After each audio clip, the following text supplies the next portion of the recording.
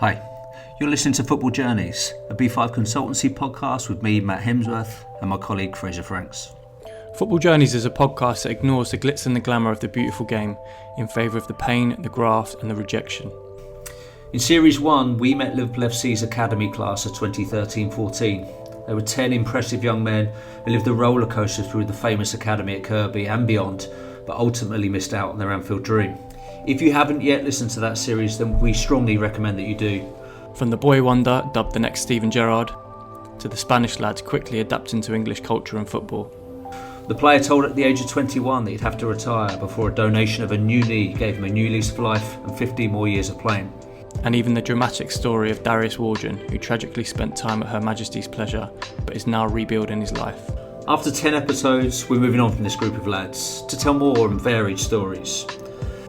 We're going to finish off this series with a few bonus episodes that will take us in a completely different direction. We're chuffed in this episode to partner up with Epic Risk Management, the company that Scott Davies proudly flies the flag for. Fraser and I have seen firsthand the work that Epic does in educating, campaigning and raising awareness of problem gambling. There's a time in this podcast where we ask Scott whether he thinks about the possibility that he has saved someone's life through telling his story. In my view, Epic can lay claim to doing that time and time again through their hard graft and getting their message out there. Epic speakers, people who have been through this awful journey through addiction to gambling and also to the modern phenomenon of gaming, tell real and raw stories and help people, both young and old, to recognise the danger signs, change dangerous cultures and habits and to deal with the problems before they get out of hand. You can find Epic on the web at epicriskmanagement.com and they're on social media on Twitter at EpicPGC. That's at EpicPGC on Twitter. Now over to me and Fraser for the latest episode. On this week's episode, we spoke to Scott Davies, an exciting young talent who was signed by Reading at the age of 14 for a fee of £50,000 in 2002. His career, however, would be a constant battle between his ability and his addiction to gambling. His addiction resulted in him sleeping in his car because he couldn't afford petrol, borrowing and losing vast sums from his parents, and ultimately meant he didn't realise his true potential as a footballer. In 2015 though, he placed his last ever bet. Life is better than it ever has been for Scott at the age of 33 as he combines his love for the game, playing non-league football, with his desire to tell his story and warn young footballers of the dangers of problem gambling with his employers at Epic Risk Management. Well, Scott, look, welcome to the Football Journeys podcast. Yeah, no, it's great to be here. Obviously, I've seen some of the work that you've done, and obviously we've had a chat before it. So yeah, no, I'm looking forward to it. Well, it's kind of, as you said, we know you, we know Epic Risk Management, company you work for, and we'll come to talking about your struggles with gambling addiction, your recovery and everything else beyond, and that'll be a big part of what we talk about. But what we like to do is it's called Football Journey, so we take people from the beginning and through their entire careers. So I wanted to start right at the beginning, and we always talk about the little one, little Scott. From our previous chat, we know your dad was, let's say, a big influence, a hugely successful in non-league football, tough copper up in Aylesbury. I mean, so he was that kind of paternal figure that drove you to this game. And tell us a little bit about those early days with your dad. Yeah, so for me, it was sort of 2-3 years old. Go and watch my dad play. I'd sit next to my granddad, God bless him, like best mate and all that, obviously growing up. And I got the buzz from football from watching my dad. I used to watch him and think to myself, if I could play for Aylesbury United, I'd be a happy man because that's the only football that I kind of knew then. Football on TV was a far-fetched dream. But I just wanted to sort of walk in the same path as what he did. And I think that gave me the buzz, like I say, the drive to go and play football. I happened to be half decent at it. I wasn't ever a world beat or anything like that, but sort of you get scouted at a young age and then there's a little bit of potential. And I think when you get to sort of like the early years of maybe your teens, you think to yourself, it could become a reality. I was a very different player to my dad. He was very, very aggressive. I'm probably the least aggressive player ever. So for me, I realised that I could take parts of his game that I could improve. But in terms of a role model and stuff, he was brilliant for me, as both my parents were, in terms of discipline and stuff like that at a young age. They didn't let me go off track until I made my decisions later on in life that obviously cost me. And tell us a little bit about, I mean, so you would sort of follow, presumably your mum would drag you along to go and watch your dad play. and he was a big inspiration for you. I mean, that kind of gave you that football buzz. I mean, what an inspiration was he to you in terms of on the pitch? Yeah, for me, it was one of those things that obviously being a son, looking up to your dad, I idolised him because he used to coach my Saturday league team when we used to play, and then we played games on a Sunday. So my Saturdays were training in the morning, go and watch my dad in the afternoon. Some Tuesday night away games in Heybridge Swifts I wasn't allowed to go to, so I'd kick up a fuss after school. I'd say, listen, I want to go on the coach. And there were some great people in this team. One of the players that sticks out for me is a guy called Gary Phillips, who's a goalkeeping coach now at Crystal Palace. And people like that to be around at a young age probably stood me in good stead for when I went into football. I was kind of developed in terms of my banter, in terms of the dressing room jokes that were going on, because I'd seen it from a young age. So that's probably where I struggled when I got to 16. I was very Jekyll and Hyde in terms of my behaviour. I was very sort of mature in the banter that I was having, and it was probably at times borderline. And I did get disciplined for that when I was at Reading, which I'll tell you about in a bit. But when I look at my dad, I think to myself, he had the worst non-league disciplinary record. He had 27 red cards. So that was one thing that I didn't want to take from his game. I thought to myself, well, do you know what? If I can sort of mould myself into be similar to him, but not exactly like him, then that'll do me well. But one of the things that I did happen when I was young, I got banned from going to watch him because of the way that he conducted himself on the pitch at times. But that's how he played. He played on the edge, I guess. He was very aggressive, but he was a handful. And I think for me, without that role model, that inspiration, even though it wasn't in professional football, that was enough for me, because that's what I wanted to achieve. And I tell a story now that Aylesbury United playing green. My granddad's a proud Republic of Irish man. And he said to my parents one day that if he plays in the green shirt, I'll die a happy man. So I was thinking, Christ almighty, like, it's a tough gig to go and play for Ireland. And he actually meant Aylesbury United. And then when I did go to play for Ireland from 17s, 19s and 21s, he managed to come and watch a game. And it was probably, my face is gone now thinking about it. But when he was stood in the crowd, I remember playing at Solihull against Northern Ireland in the Europeans. And he was stood there and he was just tearful. And that meant the world to me. Do you know what I mean? You can't put a price on stuff like that. So for all the stuff that people say to me is that you've had a bit of a turbulent time, I think back to those short memories, those small memories that mean a lot. And you can't ever take that away, I guess. Well, we'll talk about Ireland in a bit, because actually there's quite a lot to talk about there. Some great experiences for you as a young man.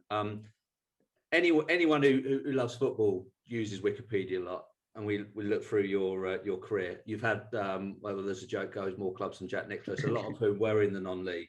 But unfortunately, there's no green shirt on there. There's no Aylesbury United. So you didn't actually fulfill your granddad's dream, but you did for the alternative.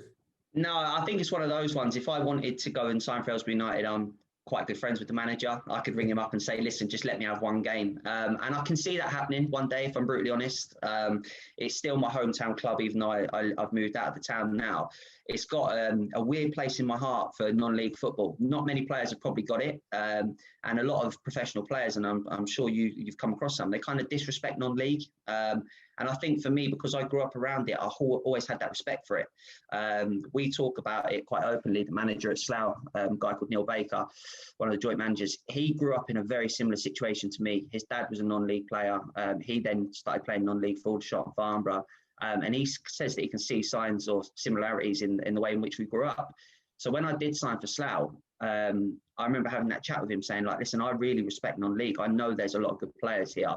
But I was in a bit of a predicament, because do I go back into professional football when I'm at the age of 27, 28, or do I just stick it out in non-league and get a job? And obviously that's what I've gone for now. I did have opportunities to go back in, but I realised that non-league's a good level. You can earn a good living from it, whilst obviously partaking in a full-time job as well. I always respected it, because I knew it from, I came through as a League Two apprentice, so I knew that was a realistic. I was going to play at that level probably at some point, and I went part-time when I was 21 at Welling, and there, you know, I was on peanuts, but I went there and thought, I've got to be the best player here. And you turn up and you've got players that have played in the Premier League, you've got players that have maybe gone down a certain path, you've got players that have played 500 league games, you've got young lads that have just been released from big clubs, and you go there and it is like an awakening, and there's so many good players. And what you say there is, I couldn't get my head around that, because I was a young lad and all I wanted to do was get in the football league. And I couldn't understand. There were lads in the team that were probably 25, 26, and they were turning down moves. I remember one lad turning down a move to Crewe, one lad turning down a move to Dagenham. And I was like, what are you doing? Like, you can go and play full time. And he's like, yeah, but I'm a PE teacher and I'm earning okay money here. They're offering me less money. I'm living at home. And you get these kind of people and these kind of players that it's not a lack of ambition. They're realistic. They're comfortable. They'd rather stay in non-league in a secure job, earning good money, enjoying their football, than have a year at Dagenham on, less money, probably combining the two jobs on a 1-year contract. Next year you might get released and then you're scrambling again. So this is why it's such a good level for me, and so many good players are in there for all different reasons. I think as well, my last ever professional contract, I was on £800 a week. So after tax, I'm taking home £2,300. That's what I was taking home. And I earn more doing non-league football now and working. So I thought to myself, unless I get back to the dizzy heights of a big League One club, a championship club, then I'm going to have to get to 35, 36, and I'll be back to where I was at 27. So I need to find a career. And I think for me, I found a career probably 8 or 9 years earlier off the back of my wrongdoings with gambling and whatnot. But I'm happier than ever. So I've got a life now that I can enjoy. It fits well. They bounce off each other quite nicely. So listen, I'm not saying that I wouldn't still love to be a professional footballer, because I would. But would I want to be a professional footballer in League Two on £800 a week at the age of almost 33? Probably not. So that's where my mind's at. But people would like to have that tag, that identity. Isn't it as well? Yeah, of course it is. Like, people put like baller on their Instagram and Twitter. But at the same time, I look at it and think to myself, it doesn't actually mean that much to me. I'd much rather pursue a career in something else, be successful at that, because my good days in football were pretty much over. So everything that I did achieve or could have achieved after that would have just been filling time. And I say that as someone that I do live with regret at times, because I see my ex-teammates playing in World Cups, European Championships, playing in the Premier League. Of course, that hurts at times. But at the same time, I think to myself, I don't regret what I'm doing now, because I enjoy it and I'm happy. So yeah, that's what matters most to me. It brings us quite nicely back to young Scott chasing the dream. So you were, and I think it's important that comes across in this podcast, and I know you won't want to big yourself up, but you were a prodigious young talent. I think you started off, and I'll just quickly run through this for the listeners. You started off at the satellite academy that Watford had in your locality, which then got taken over by Wycombe Wanderers. So you were a youngster around, I think I'm right in saying at the age of 14, you're performing very, very well, and a club not far down the road, Reading, come knocking, and they offered to pay a fee for you at the age of 14. I mean, what on earth does that do to the head of a 14-year-old kid who's, he's got is a policeman father and a mum and dad that want you to do well at school? You're at Aylesbury, I'm a grammar school boy myself as well, so it's you're getting a good standard of education, but your head's got to be turned when Reading are offering 50 grand for you at the age of 14. Yeah, it's hard not to. And I had the best parents possible to keep me on the straight and narrow, I think. But the day after I got signed by Reading, and obviously there's a fee on your head, your ego, your persona does change, and it's difficult not to. And I don't mean in an arrogant way, but all of a sudden school didn't become that important. So I remember being in class with a group of lads, and 4 kids in my class out of the 30 ended up at Oxford or Cambridge University. So that was the level that we were talking.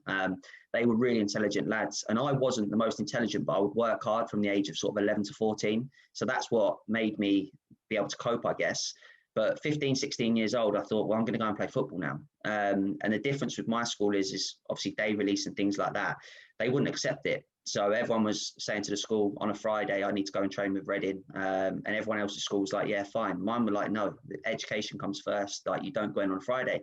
So I missed out on a whole years of development. When I did go in as a scholar, all of my teammates knew all the first team. They were on first name terms. And I felt like I was a stranger to the group, if I'm brutally honest. But yeah, 14 years old, it's like you say, you have a price tag on your head. And it was tough to get bought, if I'm brutally honest as well. It was between me and an Icelandic lad in terms of who was going to get a scholarship after that. There was a story about me standing next to him on the line. They were going to do a bleep test between us because they couldn't split us, and whoever won the bleep test was going to get a contract. So it was tough, and I had stress fractures in my back. So I was out in and out of being injured for 15 months. So I didn't have it too easy, to be honest. But they saw something in me that they thought they could work with. And I ended up being sort of like the last man standing there, my age at the age of 23. So it worked out quite well. was presumably you won the bleep test because you did get a scholarship.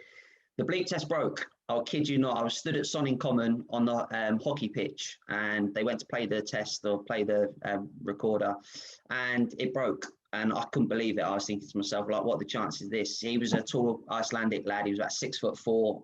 He looked like a high jumper, but I was quite a good runner back then. There was nothing of me, so I thought I'd just give it my all. But I always used to think to myself, that sums up English football, that they're willing to let a lad who lives 45 minutes away sort of like go by the wayside, and they could sign a lad from Iceland. And I thought surely like the opportunity for me and to sign me would be a better thing to do. And he ended up going to Everton in the end, the other lad. So I think he got the best part of the deal anyway. So you sign a scholarship, you do a scholarship, you then sign a pro deal. And well, non-league's a theme because it's a theme for you now. It's a theme towards the end of your career, but it was a theme at the beginning of your career as well, because you did a hell of a lot of loans whilst you're at Reading. So I mean, talk us through. I mean, when you sign a pro contract, you start earning some money and you start becoming quite a wealthy young man, and most of these young boys are when they've signed pro deals. So talk us through those kind of early years, getting some men's football and what happened from there. It's quite a funny one. I remember being in digs and stuff like that, and that's where my misdemeanors started with gambling. That's where I got bored. I started to dabble in the world of gambling and stuff like that. So I remember sort of 17 years old, I was doing quite well in the youth team, was top scorer from midfield, so was doing okay. And then it was sort of D-Day. It was almost like, right, you're going to find out whether you get a pro contract or not. So I got my pro. I remember texting my mates saying, listen, we're all out tonight. I've got my pro deal. So I said, we're going to a snooker hall in Wickham. So we went to a place called Riley's Snooker Hall. I said, the night's on me. So I remember sitting down a few days later with my mates. We hadn't actually gone out on that Friday. We agreed to go out the following Friday. So we sat down. I said, listen, it's on me. They sat me down and showed me the contract. It was £150 a week. So I thought to myself, like, what am I going to do? I thought I was going to be earning big bucks, but it really wasn't. Because I think back then, and you'll probably like be made aware of this by other players, it was more like a third-year scholar than a first-year pro. People used to say it was a first-year pro, but it didn't really mean that much to me until I got the second one. I had to go out on loan to Aldershot and prove myself. I had my jaw broken on a night out in town. I went into training on a Monday morning, and Steve Coppell met me along the pathway, and he said, listen, get yourself into my office. So I went and sat in his office like a shrinking violet in the chair. And he said, what's gone on? I said, I've been assaulted on Saturday night. I've not been fighting. You need to go to the police and press charges to save your career at this club. So I ended up going to the police that afternoon. The lad got done for GBH with intent. And this was a lad that was in my youth team at Wickham when I was 14. So I knew him really well. So he got done for GBH. I managed to save my career at that club, but he sent me out on loan. That was almost like a punishment. That punishment for me at the time seemed too severe. I was like, why am I going on loan to Aldershot Town? I thought I was better than that league. I thought that I'd go on loan maybe to a League One, League Two club, because now Reading were in the Premier League. And when I went there, I was kicking and screaming, but it happened to be the best year of my life. Absolutely loved every minute of what we did that season. We won the league by 15 points, scored 11 goals in 24 games. And I think what it did for me is actually enable me to have a career in professional football. Without that loan move, I look at my teammates that were still at the club. They were training. They might be training with the youth team or the first team, but they didn't have any games under their belt. So I remember thinking to myself, if I hadn't gone on loan, things could have been a lot different. And I made the most of the opportunity. But there was a lot of things during that season that kind of made me have to deal with things in life in a different way, which I just didn't speak about as a young lad. And that's why I try and promote as much now as I can in terms of getting people to speak if they have a problem, because I had girls pregnant at the time. I wrote my car off on the way to a game. I had 3 red cards, missed 15 games through suspension, lost my best mate's mum to suicide, which was horrendous. But all of those things, you just bottle up and keep to yourself. And I was just sort of ready to explode. And I think gambling gave me that escapism. So that's why I turned to it even more when I was going through sort of hard times. So yeah, it was good, but it was tough at the same time.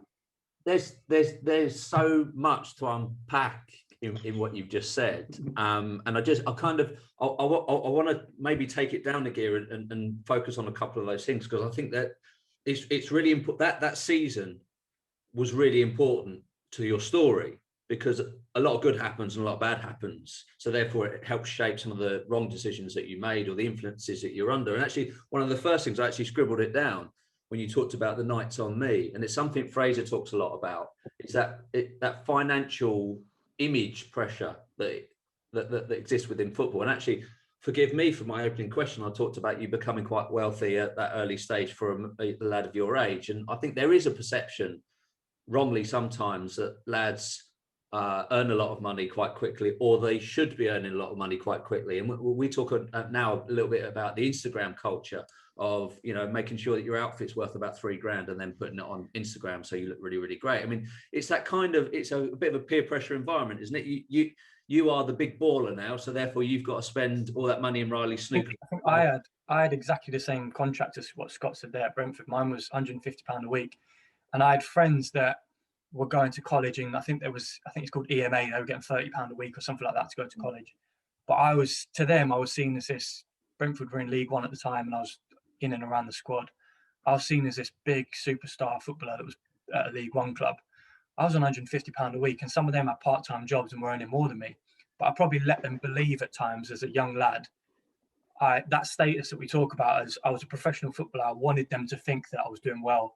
They didn't know that I was on £150 a week. And if I did what you did, and I did that a couple of times, I had nothing left for the month.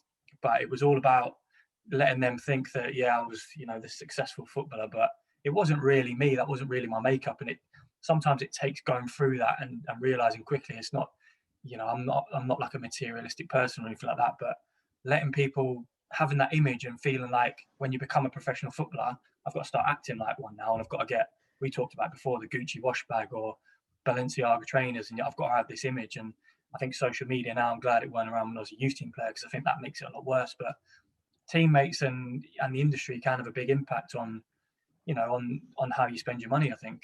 It is, you say, that persona that you feel like you have to carry, and I find that exhausting. I think to myself that I look at a lot of young players now, and when I do my talks to clubs, one of the things that I say is, you don't need the Balenciaga trainers, you don't need the Palm Angels hoodies, you don't need this, you don't need that. I say to them, if I knew what I know now, I would have invested my time and my money a lot more wisely. But to say that to someone that's in that bubble of what they're living in at the moment and the pressures that it causes, it's really difficult for any of them to break that trend. I think of 1-2 players that I played with in the youth team that I used to look at and think, you've got more money than I could ever imagine, because you saved your money every single week. Then they moved into the first team, they saved their wages. And I look at them now, I can actually name them. Simon Church is one of them, right? So he's now retired from football. He used to be tighter than asthma with his money, right? He used to be so tight, but he was so good with it. And I used to envy that. I used to think to myself, like, how can't I be like that? And the other one was Alex Pearce. So Alex Pearce has gone out to a great career as well. And I've spoken to them about what they've got out of football, what they've achieved. And it's far greater than a lot of players I know that have done the same, because they've wasted their money. I've heard of players go to Vegas and spend 30 grand in 5 days, and it's all on credit cards. So it's all about how you're perceived by people rather than actually what you've got. And I find that disappointing, I guess. When you sort of gave us that opening gambit about the start of your professional career, you talked about, I guess, what are effectively some really big highs of, you know, you're starting to make it as a player. That time at Aldershot showed that you were likely to make it. You were going to play as a professional, so you got those huge highs, which also brings some pressure with it. And then you alluded to, and I want to drill down just a little bit on a few little tragedies. I say little, huge tragedies that were happening. So your friend's mum tragically lost to suicide, and then you talked about, and I think it's important we don't go into too much detail on it because it's your private life, but you had a pregnancy. I wouldn't call it a pregnancy scare, but I think what your girlfriend was pregnant, and I think I'm right in saying the pregnancy was terminated. It was, yeah.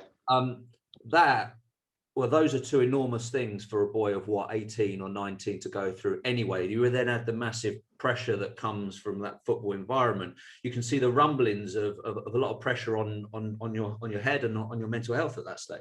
Yeah, that escapism for me was great. I think at times a lot of people get into gambling because they think it can give you a nice life. It can accelerate everything that you want. If you want to go and buy a new car, a nice watch, you think, well, gambling give me that instantaneously, right? Because you can get quick outcomes and quick results. But for me, it was, if I'm lying in bed with all of my thoughts running around my mind, I know that being in a bookmaker's, being in a casino, being on my phone online will take me away from how I'm feeling. And obviously I was with my girlfriend at the time, broke up. She then told me that she was pregnant after we'd broken up. So it was then having to deal with a toxic environment because we'd broken up and pretty much hated each other. It wasn't pleasant. And then add that to the mix as well. It was tough because I felt like everything was out of my hands. Or even though I was like, listen, we'll support each other. I'm happy to do whatever you choose to do, because I do believe that it's the girls' decision. They go through what they have to go through with their bodies. It's not us. And I would have done everything in my powers possible to be the best that I could, if I had to. But she kind of saw sense from talking to her parents as well, that it wasn't the right time. I couldn't even tie my own shoelaces at this age. Do you know what I mean? I was quite reckless in the way I was behaving. So to add a young child to that potentially would have been catastrophic for me. I think it would have been awful. I don't like the fact that it happened. I think it was irresponsible of us both. But it's one of those things. I think I kind of learned from it. It was one of those things that I wasn't proud of. But as a young footballer, it actually happens more often than you realise. So I think at the time, one of my teammates, his girlfriend was pregnant, and I was like, what are you going to do? It seemed like the worst thing in the world at the age of sort of 18, 19, because you're trying to prolong a career in professional football. And it just didn't happen for him because of those pressures. All of a sudden he's got a kid, and I think he's kind of frowned upon by the club. I know it sounds bad, but it's almost like, well, how are you going to focus on football when you've got a young child to look after? You're living in digs in a club that's an hour away from home. So yeah, I think for me, that's probably why I got involved in gambling. I think a lot of people refer back to childhood trauma, but I never had any of that. I had the most beautiful upbringing that I could ever wish for. I never went short on anything. I had two loving parents, a great sister. So for me, I think the environment probably caused me to do what I did and to feel how I did a lot of the time. It's interesting you say that bit about the girls as well, because a lot of the stuff that me and Matt do is speak to academy players, first team players on off-field behaviours and how they use things like social media and how they speak to women and stuff like that. And it's never something that gets mentioned in football. I know players have to take responsibility, even if you're not a footballer. If you're a young lad in college at 16, you've got to take responsibility. But I find that it's just something that's never spoken about, girls, and it can be a really big part of someone's career, and especially the youth team. I know there was two lads in my youth team that I think they were 16 and they got girls pregnant, and it's like no one would speak about it. No one would speak about money is the other thing. They're like almost taboo subjects. We'll talk about football, we'll talk about your career, any of that stuff. I don't really want to know about it, and it's not always down to a club. But these conversations need to be had because there's kids, and it is kids, isn't it? It's 16, 17, you're a kid. And yeah, it's not football's responsibility, but there's so much that, you can help. And, Matt actually speaks really well. And we have to do sessions with 14, 15-year-olds that are sat next to their mum. And it's an uncomfortable conversation, but if someone says it and it plants a little seed and it stops a lad doing something, it's a conversation worth having. And these little things and all these little elements build up and can actually save careers and save lives, really. One of the really important things that we say to lads, and I'm not suggesting that it was necessarily like this when you were a teenager and your behaviours, but we talk about respect a lot. And Fraser's absolutely right. We don't talk enough about relationships with young football players and what a good, healthy, positive, respectful relationship looks like. And obviously, social media comes into the mix because I am really concerned about the way that girls are presented on social media. And there's I don't want to use the phrase toxic masculinity, but there I go, I've just used it. But, sometimes there can be a bit of a toxic masculinity within football. This idea of, girls are there to, be notches on a bedpost and everything else. And I think there's a kind of almost a competition between lads sometimes. And as I say, that's slightly separate from the situation you have with your girlfriend. But I think those are such an important conversation that we have in the game. I think it's one of the things that is one of the most dangerous, because they're always going to be about in terms of girls floating around. And I think that when you learn from the people that are a year older than you, 2 years older than you, they're all doing the same. Okay, so I think when you get to 16, you learn off to 17, 18-year-olds. And it takes someone to break that trend. Like I said, with the social media aspect of not having to put on designer gear, put on designer trainers, whatnot.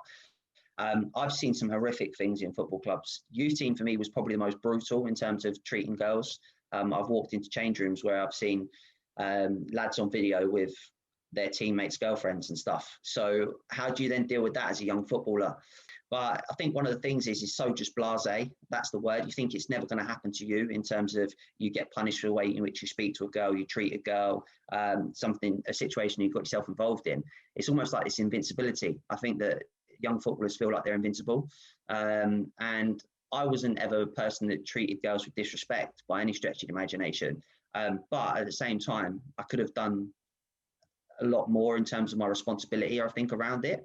And I think most players would say the same, because it's just bravado and banter, and you always want to tell stories about this, that, and the other. And Monday mornings were like, what you get up at 2 at the weekend, and it would just be like stories flying around the changing room. And you'd be like, have your hands on your head, thinking, surely not, you've not done that. But that's just the way in the world it was. And I think it's carried on. It's Interesting no that when you do that as well, and I've had it quite a lot, where if you go out with a footballer, if you bring mates from like a different industry or something, they're like, God, these are mad. And it's because that football environment, you, as you say, you copy off what you see in front of you. So it's like a culture. So if you see first team players with wash bag and expensive gear, it's like, oh, this is what you do.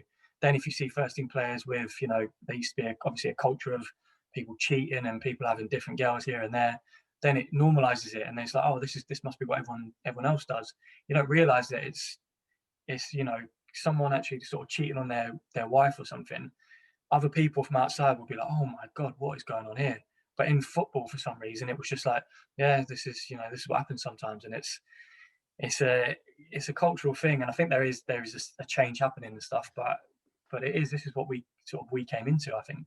Do you know what? I remember having a conversation in the change room, and I won't go through players because it caused me a bit of problem.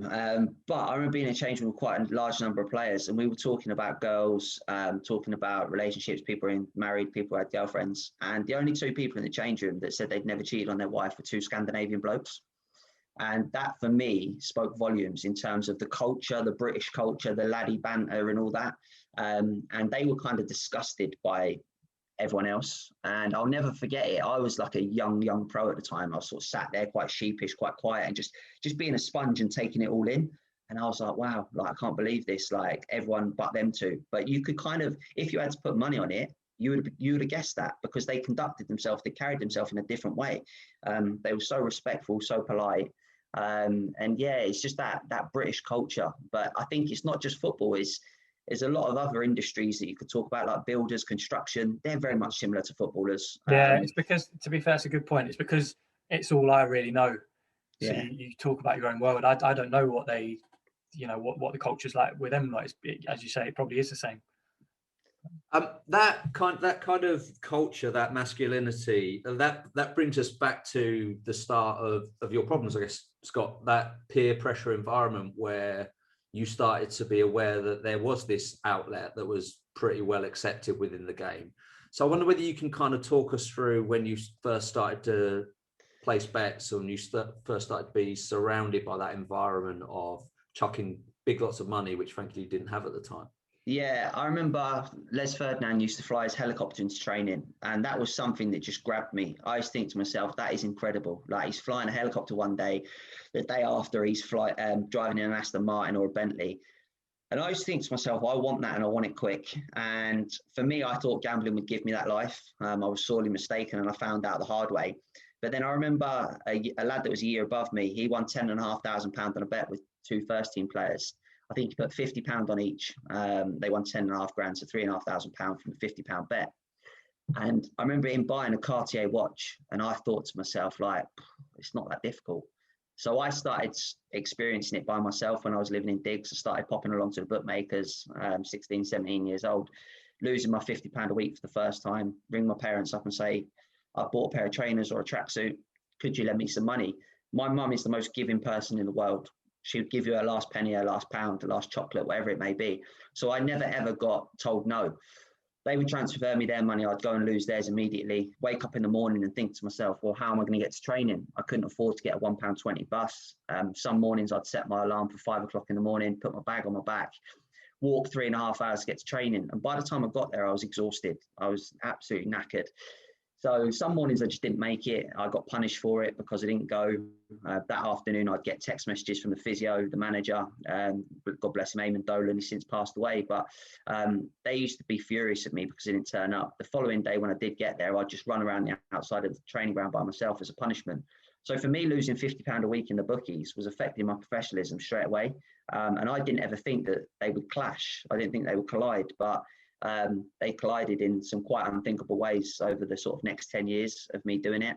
But it's very similar to that of scoring a goal as well. So when I did sort of score goals in the youth team, that euphoric feeling, that dopamine hit, when I placed bets and I was waiting for the ball to land on a number in the roulette or watching a horse race, my heartbeat was going like the clappers. So I could get that feeling of scoring a goal from placing 20 bets a day. I would get that 20 times. And it didn't really matter whether I won or lost. I think it was that increased heartbeat, those sweats that gave me that adrenaline buzz and that rush.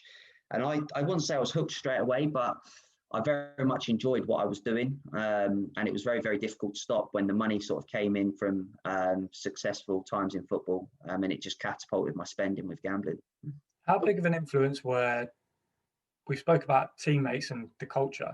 How big of an influence were teammates? Because I remember there was, again, it was a culture I don't think is probably around as much now, but we had at Brentford at Griffin Park, a bookies right in the corner of the stadium. And we'd have to go there on a Monday afternoon at college and all day on Wednesday. And straight away, it's just a place where people would meet, sit in the bookies, watch things on. Even if you weren't placing a bet, you'd eat your food in there. On a Wednesday, you'd have the whole day at college. You'd go there for your lunch break, you go there after. And I'd never placed a bet in my life and didn't really even, know what bookies was. But the second years, so the older ones, would always go in there. And they, you do look up to them a bit. They're driving and you're not, and they look like men. They're more developed, and they're like the senior ones in your team. And there are some real ones that you look up to. And I remember looking at them, and they place little bets, and they come out with like a couple of £50 notes, and saying we were on £45 a week at that point. And I was like, wow, he's just got his, he's just got a month's wage there from putting a fiver in that machine. And I remember doing a fiver, and I won, I think, 25 quid. And I was like, God, this is easy, like I'm roulette. But the other boys would watch the wheel, and they'd call the number and walk away because they knew they'd watched it spin that many times that they knew as soon as it span, they knew what number it was coming on. I'm guessing you were the same, but that culture of it being influenced by teammates, I think they play a big part. So was that something that influenced you at all?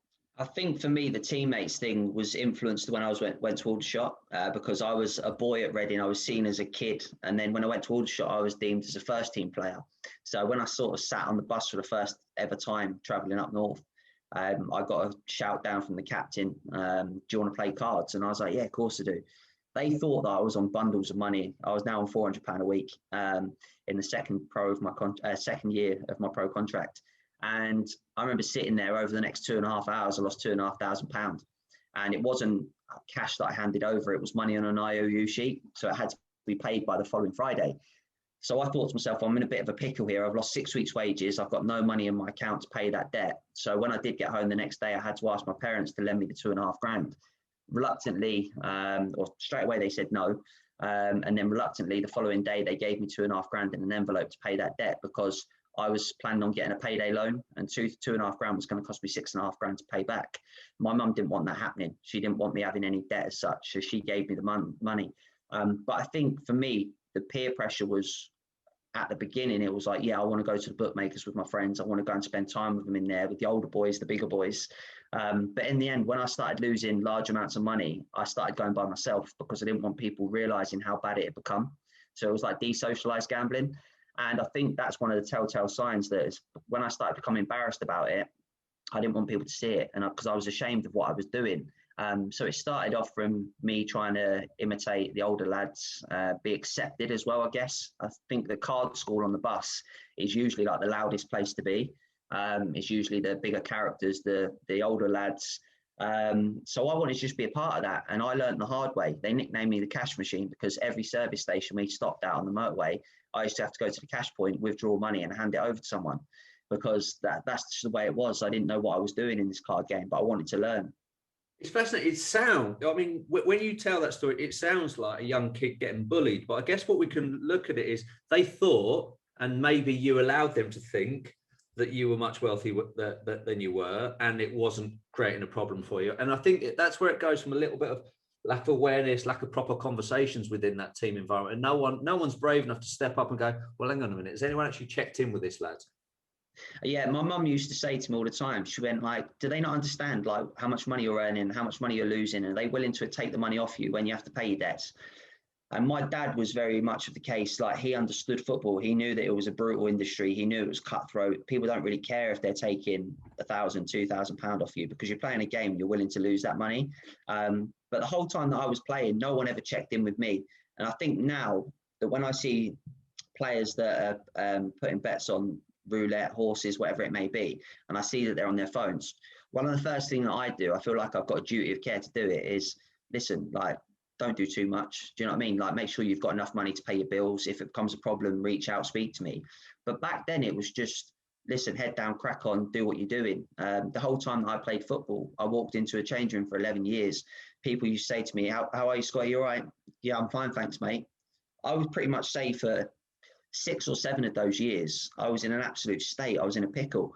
But it wasn't a done thing to do, to open up and say, no, do you know what? I'm struggling. Or to turn around to someone and say, by the way, that money I've lost to you playing poker this week, I haven't got it in my bank account. I can't afford to pay you, because my ego told me that I had to pay them. It's almost like what I was completely skinned. So yeah, it's a very good point. But I think from a duty of care, like my mum said, she was quite staggered and shocked that people could actually carry on taking money off you on a regular basis, and not really give a toss.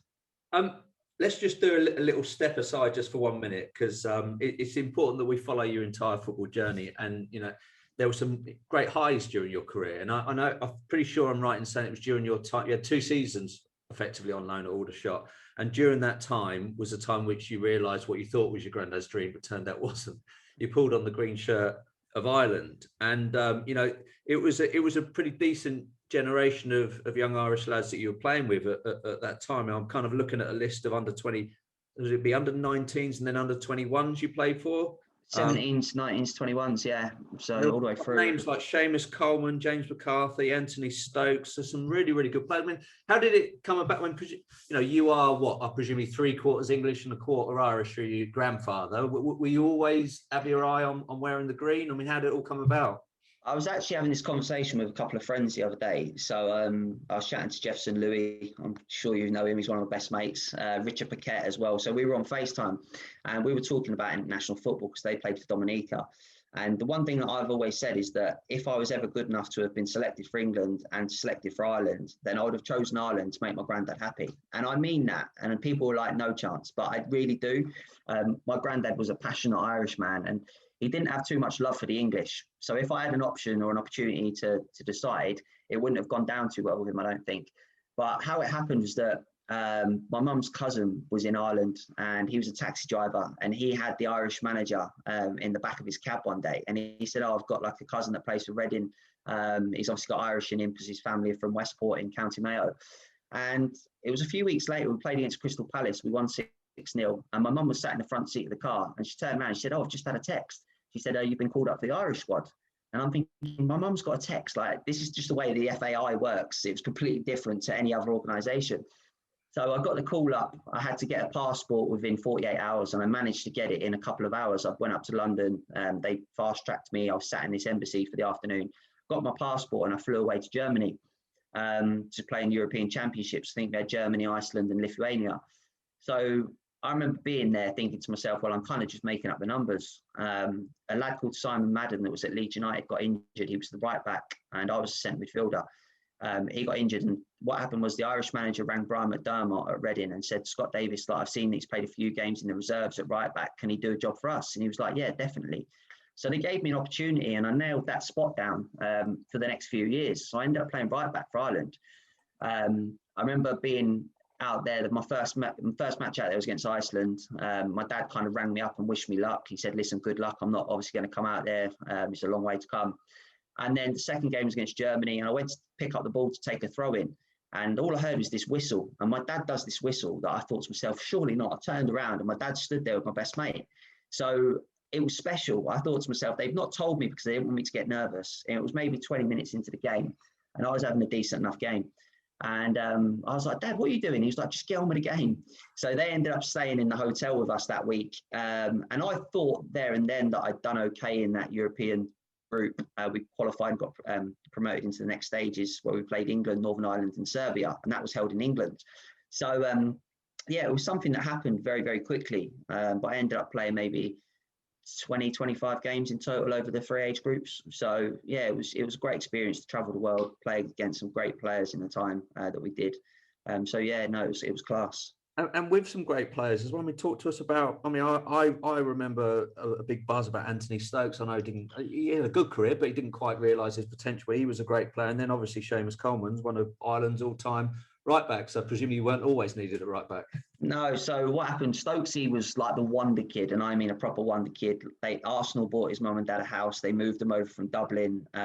We used to go to the airport to go and meet for international duty in Dublin. We'd get a taxi to the hotel. It was only like a 5-minute taxi. Next thing, we're all waiting in the taxi rank, and he'd fly past in a brand new BMW 6 Series with AS 06 Dub. So Anthony Stokes 06 Dublin. And we used to look at him and think to myself, Christ almighty, like I couldn't even afford to put a fiver of fuel in that car. And he's driving around in a 50 grand car at the age of sort of 17. But he was head and shoulders above us. He knew it as well. He was an unbelievable player, probably the best I saw that age, along with like your Theo Walcotts, because they were the sort of two that were talked about. Seamus Coleman didn't turn up until under 21s. We were sat in a hotel in Malahide in Dublin, and this kid came in who was like looking scruffy. I thought to myself, like, who's this? No one knew him, but he was playing for Sligo, and there was obviously a bit of interest around him. He walked in with his dirty trainers and his scruffy tracksuit on. He played right back that night against Switzerland, and I moved into midfield with James McCarthy. And he was absolutely incredible. I was like, wow, like that's me. I'm never getting my right back spot back again. And he was just different class. And I think that was the first time in my life that I saw someone who played football for the love of the game, didn't care about what he looked like, because he probably had nothing at that time. And then he went to sign for Everton a couple of months later, and look at him now. Like, he's got to be one of the, I know I'll probably say this and people would disagree with me, but he's got to be one of the best right backs in the Premier League all time. The amount of appearances he's made, he's been so steady. You rarely see him have a bad game. And then he's obviously been through the leg break as well. And he's come back from it. But yeah, no, it's fantastic to see. Look, Scott, obviously gambling had already started to become, I guess we'd say it had already become a bit of a problem for you. And then, technology moves things forwards. But as you know, there's big debates about social media. It also drags us back. Technology meant that you didn't have to just pop to the bookies in around 2009, 2010 season. I think that's right in saying you were able to get your phone out or laptop out and start placing bets at that point. I mean, in terms of your addiction, I guess that was a bit of a game changer for you. Yeah, I think for me, 2008, 2009 is when I became a real problem gambler, because it was on my mind the whole time. I was rushing to get out of training. And for me, when the shop shut at 9:30, I would leave the shop. I would be the last man standing in there. But then all of a sudden, when you could go online and bet, it didn't mean that you had to stop. So I was on my phone, I had my phone in front of my face for the next few hours. And sometimes if I was doing well, I wouldn't go to sleep. So I'd stay awake all night drinking cans of Red Bull, wake up in the morning for maybe half an hour's sleep, and think to myself, well, I've got to go to training now and compete against players that are playing at a high level. So I was still in the championship at this time. And all of a sudden I started to feel that I was different in terms of my professionalism. Everything that I ever say to people is that I was a professional footballer, but I wasn't. I was just a footballer, because everything that comes with professional, I certainly wasn't nowhere near it. I would live off takeaways. That was the easiest thing to do because I didn't have time to cook, because I would just be in the bookmakers. And I think to myself, it really caused me an issue, because for me, it was just numbers in a screen as well, top right-hand corner of a screen. So it didn't actually feel like I was actually handing over hard cash to anyone. Until you get that reality check when you look at your bank balance and think, Christ almighty, like I've done a week's wages in the space of an hour. And I think that's when it becomes a real problem. But obviously, my 2 seasons at Aldershot went really well. I'd got sort of 25 goals in 56 games. And I was rewarded with a proper contract. So my first ever proper contract, I say, was on £2,000 a week with a signed non-fee. And that just catapulted my spending. A lot of people have a big win early on, where it sort of gets them in the mood for gambling, and they kind of struggle to get out of it because they think they can replicate that big win again. But my big win was getting a new contract. It allowed me to spend more money. It allowed me to have more disposable income. But it didn't really matter how much disposable income I had, because my bills were my last priority. I didn't care if I didn't pay my car bill. I didn't care if I didn't pay my car insurance, because gambling was my go-to. It was what got me up in the morning, and football wasn't getting me out of bed. And I mean, so that meant presumably you were falling into debt. You were already in debt to your parents. I mean, how much awareness did they have that there was a problem? Yeah, obviously the first telltale sign was when I asked for £2,500 for that poker game. The second one was when I bought a new car. I bought a Volkswagen Sirocco. That sign non-fee that I got £20,000. I lost £3,500 in an hour in Coral Bookmakers in High Wycombe on the way home from training. And I sat there in a state of panic. I thought, well, if I don't stop now, I'm going to lose every single penny of my sign non-fee that's gone into my bank account. I drove down the hill to Volkswagen like a vulnerable, naive young footballer, walked in there thinking, you know, I've got a few quid. This guy came over to me and said, "Hi, Scott, how can I help?" And I didn't realise that he knew me because he was a Wycombe Wanderers fan and he kind of followed football. And I wasn't too far from there. Half an hour, 45 minutes later, I'd spent £22,000 on a new car. Went home with the paperwork. My dad met me at the back door and he was just like, "Listen, what have you done?" I said, "I bought a new car." And he said, "For the last year and a half, we've been paying for you to get to training because you can't afford to put 45, £50 worth of fuel in your tank." He said, "This doesn't sit right with me."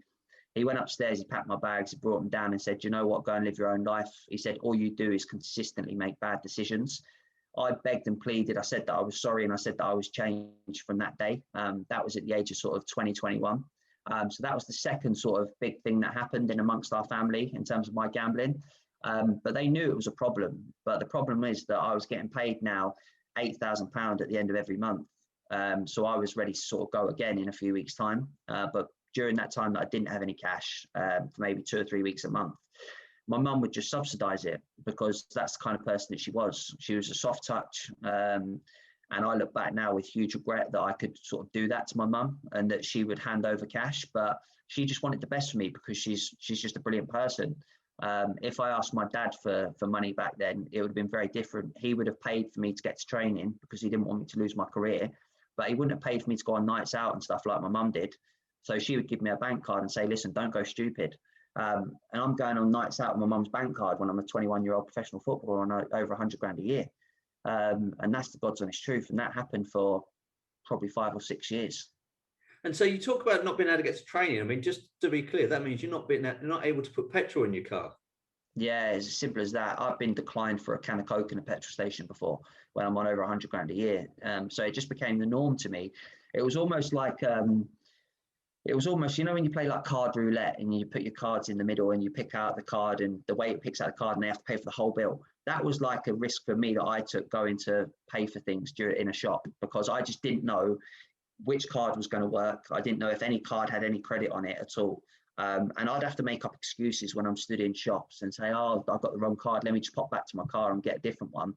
I'd get in my car and drive off because I couldn't afford to pay for the things that I wanted. And my overdraft as well kind of gave me this false sense of security that I thought, well, this overdraft, I could spend all the money in my overdraft. And then I found like a loophole that you can actually go over your overdraft and you can get charged for it. So I paid £180 a month in overdraft fees for about 5 or 6 years. We went back and we calculated all the costs. And my mum says to me now, "Do you not look back and realise how stupid that was?" And I'm like, "Yeah, I do." But at the time I didn't because I just wanted every single pound that I could access, every avenue of finance that I could get to just bet because I thought to myself that if I had £10 on me, I could turn it into £1,000. But I didn't often do that. So I was living in this make-believe world, I guess, that everything one day would be okay and that would be solved through winning big. Remarkably, though, your professionalism wasn't what you, looking back, would have hoped it would be because of your addictions. But you were still in and around the first team and you started to get a few little opportunities in the first team. So there might have been a lot of people from the outside looking at you playing at a top club like Reading and thinking, you know, this kid's life's going great. You were starting to play first team football, being recognised. Yeah, I think one of the things is, and I hate people that talk highly of themselves, and I just don't do it. It's not in my nature. But no one ever said to me in the whole time in football, "You're not good enough." It was all about my application and my professionalism. I think the stats that I had from a young age, I got, was it 25 goals in 56 games from midfield as a young player. Like that was some stats looking back at it. And I look back now with immense pride, I guess, in that. But I look back and think, well, the stuff that I failed on is the stuff that should come easily. But I couldn't do it. I just couldn't knuckle down. I couldn't be serious. I couldn't be professional. And And it probably took a number of years for people to actually realise why I was like that. I've had phone calls with ex-managers since that have seen my story and said, well, why didn't you say anything? I wish I could have helped you. And a lot of people say to me now, like, listen, like you've wasted your talent. You've not had the best career that you should have had. And people say it in a way that it's a nice thing to say. But then when they've gone and they've left the room or you've put the phone down, you sit there and you sort of put your hands on your head and you think, oh, like, I can't believe like I'm hearing this again. And I'm not saying I would have gone to play for England or anything like that, or Ireland. I was never that good, but I could have made more of it, I'm sure. But obviously the opportunities at Reading I got given, played against Chelsea in pre-season. I think that's where I kind of proved to the manager that I was good enough to play in the starting 11. Scored a free kick against Czech, which was like living my boyhood dream. The place erupted in front of 25,000 people. Following week, I made my debut against Nottingham Forest. And one of the things that happened that day is a guy called James Harper that was at the club, was like an established pro. He'd been there years. It was someone that I looked up to. On that Friday, when he named the team, he came over to me and he shook my hand. He said, you know what? He said, you deserve that. He said, like, well done. He said, it's to get in the first team of the season means a lot. He said, that's what everyone strives to do throughout the 6-8 weeks of pre-season. So that was the first time that I actually felt as though, do you know what? I've earned my place. I've actually deserved to be here, to hear it from someone that I look up to. Played well in that game, got man of the match, and there was rave reviews in the papers. Played against Newcastle away, we lost 3-0, but I managed to play 90 minutes, so I didn't get dragged off. And usually I would be the person that gets taken off because I was a young lad. Played the next couple of games and then shit hit the fan, if I'm brutally honest. I was very different to a lot of young pros at the club because I was rushing to get out of training to get to the bookmakers. It was all I thought about. The problem had been multiplied by 10. Do you know what I mean? It was all I thought about, and I ended up getting caught by Brendan Rodgers rushing to get out of training. Scott's story is remarkable, and we needed 2 episodes to do it justice. Part 2 is even more powerful and is available to download and listen to now. Thanks for listening to this episode of Football Journeys, and thank you to all those who supported us. Do come and find us on social media at JourneysPod on both Twitter and Instagram, where we'll be sharing more content. If you want to get in touch with us, you can email us on footballjourneys@b5consultancy.com or visit our webpage, b5consultancy.com/footballjourneys. Please do like and subscribe. If you feel we deserve a 5-star rating, then please give us one. The more successful this podcast is, the better chance we have of producing more episodes and further series.